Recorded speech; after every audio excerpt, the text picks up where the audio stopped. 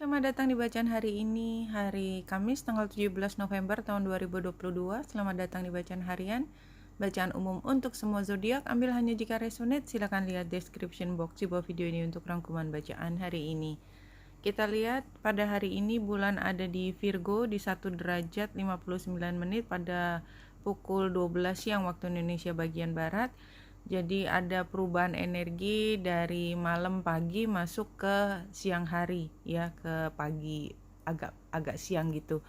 Jadi dari energi yang kemarin kita lebih produktif, lebih berkreasi, sekarang kita lebih banyak melakukan penelitian, pengkajian atau perenungan diri ya. The Hermit kan, Virgo gambarnya The Hermit, yaitu ketika kita mencoba untuk memahami semua yang terjadi kemarin yang dari eksternal, tetapi kita sekarang memprosesnya secara internal di dalam diri sendiri. Bulan hari ini membuat square dengan Venus dan Merkurius yang conjunction ya. Sekarang masih berada di dua zodiak karena Merkurius masih ada di Scorpio dan Venus sudah ada di Sagittarius, tetapi perbedaannya sedikit dan dalam waktu sebentar karena Merkurius jalannya juga cepat. Jadi ini kan tanggal 17 ya. 17 saya selalu mengatakan kalau ada planet yang kemudian membalap gitu ya, mendahului planet lain, itu selalu ada ceritanya dan saya mencari tahu kapan kira-kira itu tanggal 22. Jadi tanggal 21 kita lihat Merkurius udah di 5 derajat 59 menit dan Venus ada di 6 derajat 12 menit Sagittarius.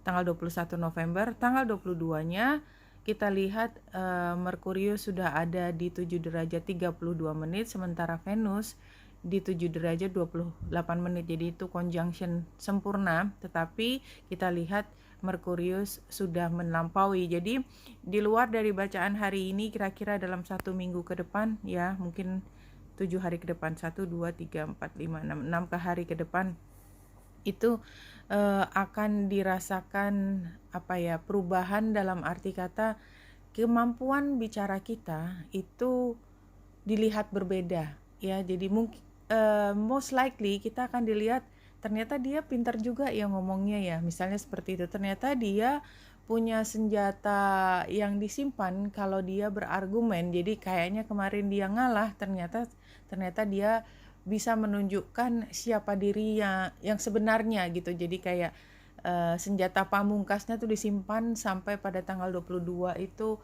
dimunculkan, kira-kira seperti itu. Anyway, it's a positive side, no? Tanggal 17-nya hari ini kita masih square, jadi kita sendiri masih meragukan. Jadi kalau kita sambung ceritanya, anggap saja ini ceritanya nyambung gitu ya, karena tidak harus nyambung. Anggap nyambung itu hari ini kita masih mempersiapkan supaya kita mampu menunjukkan kemampuan intelektual kita. Jadi kan Merkurius mengatur Virgo, berarti apa yang kita alami dalam hari ini, Kamis, Jumat, Sabtu, itu adalah semua proses intelektual. Kita bekerja sendiri ya, kita mencoba untuk memahaminya sendiri. Ini kayak kita mau siap ujian tuh kita bisa belajar bersama, tetapi tetap aja kemampuan kita mencerap informasi dan memahami informasi itu adalah ketika kita melakukannya sendiri, bukan rame-rame. Jadi kalau ada orang lain itu hanya memfasilitasi di satu titik kita memahami sesuatu, tetapi mengolahnya dan melatih informasi selalu perlu dilatih. Itu sebenarnya tidak hanya terkait dengan mata pelajaran, tetapi juga dalam keseharian. Kita tuh nggak bisa dikasih tahu sekali tuh terus langsung ngerti ya, selalu dan itu adalah proses yang sangat alamiah ketika kita perlu untuk mengorganisasi informasi yang masuk ke kita, dan ini yang kita lakukan. Apa sih yang kita lakukan dengan informasi itu? Jadi kalau informasi masuk ke dalam otak kita dan kita tidak punya tempat penyimpanannya, filing gitu ya, ini bagian apa, ini termasuk kategori apa, dia akan hilang informasinya. Kalau kita sudah punya tempatnya, jadi kayak filenya gitu, ini terkait dengan apa, keuangan, ini terkait tentang keseharian, dia berada di dalam satu file yang memang tempatnya di situ, maka namanya asosiasinya sudah jelas, tempatnya sudah jelas, dan dia akan bertahan di situ. Karena apa? Karena otak kita dan logika manusia itu logis, dikasihnya emang begitu, sehingga satu orang dengan orang lain mampu berkomunikasi, sehingga apa yang kita pahami dengan orang lain pahami, kalau terkait logika itu harusnya perbedaannya tidak banyak. Tapi kalau perkara perasaan itu kan lain lagi ya. Tetapi logika itu seharusnya menjadi sarana untuk kita mampu memahami orang lain. Itu fitrah, dan itu sebenarnya adalah hadiah terindah gitu ya, bahwa kita di sini bisa mengerti satu orang dengan orang lain karena nggak usah diajarin caranya memahami. Walaupun kita punya bahasa berbeda, tetapi logikanya tetap sama. Something like that. Oke, saya sudah cukup panjang di sini ceritanya.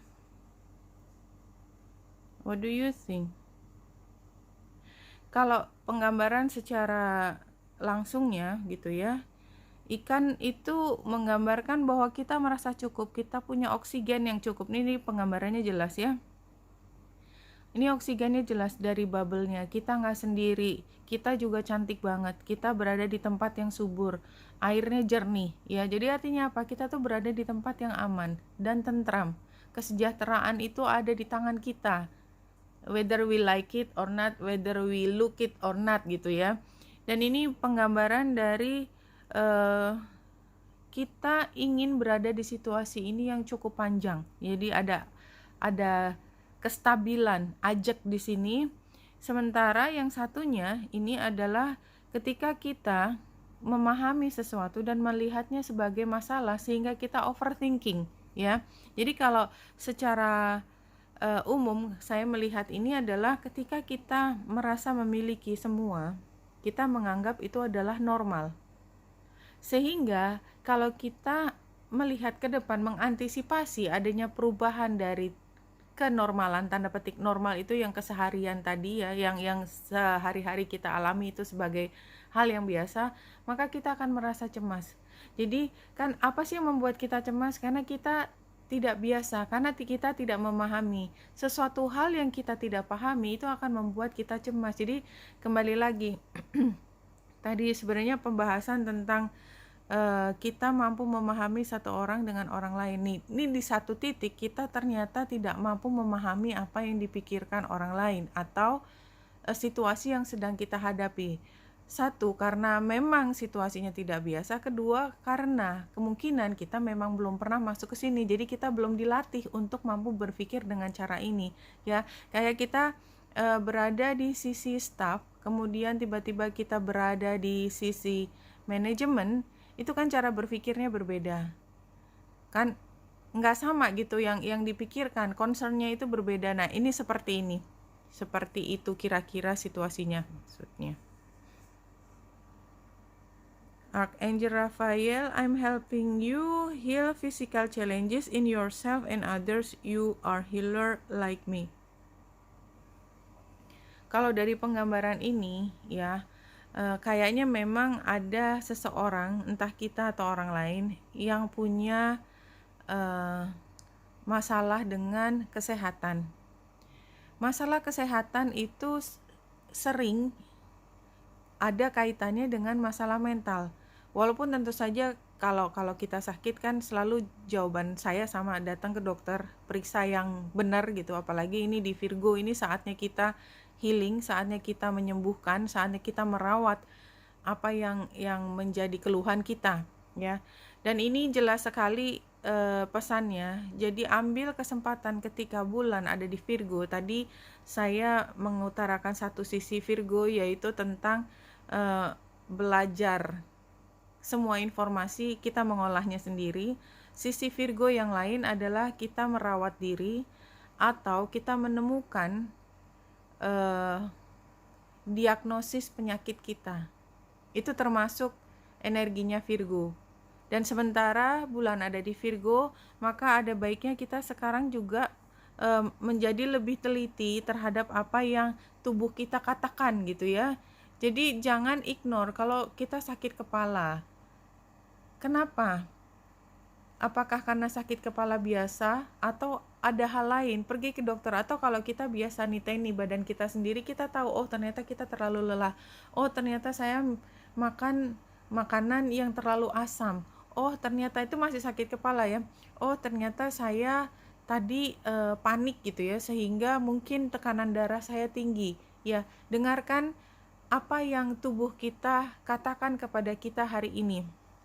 Nah, kalau 3 kartu yang jumping dari Archangel Power ini Ten of Michael, Ten of Sword ya. Jadi masalah yang sukar itu sudah selesai. Akhirnya sebenarnya kita free. Jadi bisa dibilang masa genting itu sudah lewat ya. Ini Ten of Michael bilang begitu. Udah kemarin.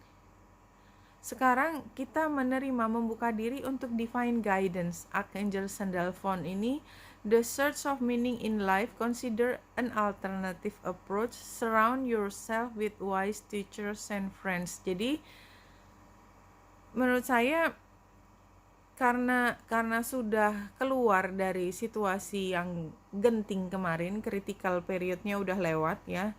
Sekarang kita membuka diri. Caranya apa ya? Tadi mencerap energinya Virgo ya, the hermit ya. Kita membuka diri untuk divine guidance. Jadi ketika kita bersendiri, meditasi atau mencoba mendengarkan apa yang dikatakan tubuh kita, kita tuh sedang mencari makna. Apa sih? Jadi itu sebenarnya aku disuruh apa? Oh ternyata aku tuh disuruh belajar ini. Oh ternyata dia itu maunya sebenarnya nggak seperti yang dia ucapkan. Dia tuh sebenarnya ingin membantu kita, tapi barangkali kalau caranya dia terlalu lembut kepada kita, kita nggak dengerin gitu. Misalnya seperti itu. Tapi itu kan temuan-temuan yang kita peroleh karena kita sempat diem dan berpikir ya. Dan di sini Trio of Raphael ya. Kita akan menjadi teman dekat si wajah yang begitu cerah ceria. Ada mutiara yang dipegang oleh salah satu dari putri ini, putri duyungnya. Itu menunjukkan bahwa someone, ya entah kita entah teman kita, itu menemukan harta yang paling berharga yang sangat dekat di hati. Yes, this is so beautiful. Terutama yang hijau di depan itu, saya melihatnya adalah rasa percaya diri yang hijau. Yang di tengah, yang rambutnya blonde itu kayak dia teman yang suportif. Dan yang di kiri itu adalah seseorang yang menemukan harta terindah. Di belakang ada kapal yang menunggu. Jadi ini adalah suasana yang sangat emosional karena ini kan Three of Cups sebenarnya, di tempat dimana kita bisa menemukan tempat untuk berpijak. Dan di situ banyak teman-teman kita, termasuk teman-teman kita adalah teman dari diri sendiri. Jadi bagian dari diri kita yang percaya diri, yang compassion, yang paham benar apa yang berharga untuk diri kita. Kapanpun kita siap sedia, kita bisa berlayar. Kapanpun kita siap sedia, kita bisa menggunakan kemampuan kita untuk berlari ke depan, menuju satu tempat.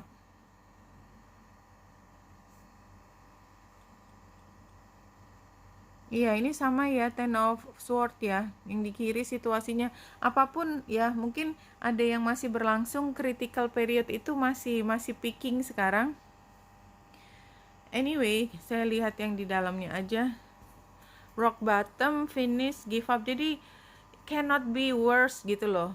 Nggak bisa lebih buruk lagi. Kita udah ngalamin semua. So jangan melihat ke depan akan ada sesuatu yang lebih buruk dari hari ini karena kita udah belajar banyak. Tetapi challenge-nya adalah kayak kita selalu berada di situasi yang gampang dan tidak mampu mengambil hikmah dari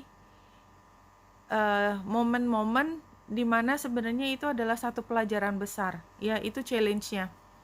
Advice-nya integration, very clear ya, integration, completion. Jadi kita tuh ngerasa bahwa menjadi whole, menjadi penuh, menjadi lebih mengerti situasi besarnya dan mampu menghubungkan satu peristiwa dengan peristiwa lain bukan sebagai sesuatu yang terpisah dan kita tidak mampu pahami gitu ya. Jadi fungsi dari otak kita adalah mengorganisasi informasi tersebut menjadi pelajaran yang lebih tinggi daripada informasi itu sendiri. Jadi ada wisdom di situ.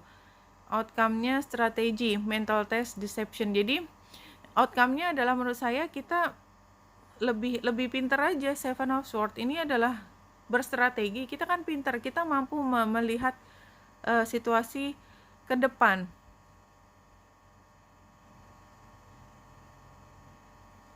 Satu kartu untuk menutup bacaan hari ini. Your life's work is to play and have more fun. Jadi take your time ya. Ini adalah waktunya kita fun.